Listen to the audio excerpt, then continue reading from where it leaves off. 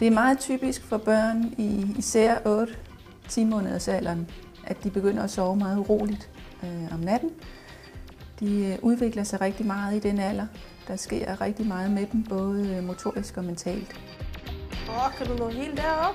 Det, at barnet begynder at kravle, betyder, at barnet er i gang med at separere sig fra sine forældre. Barnet øver sin selvstændighed, og man taler faktisk også om separationsfase i den her alder. Så han ved godt selv, hvad han vil. Man kan tydeligt mærke på ham, han er i stadig ræd, og han har sin egen vilje. Så hele vejen igennem.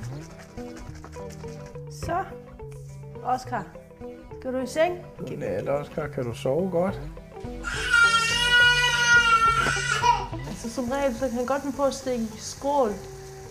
Og så skynder man sig at gå derind og vender ham, eller giver ham en sut.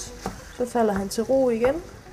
Og så når man at komme tilbage i sin egen seng og falde i søvn igen, og så er der en ny lyd eller et skrål derindefra.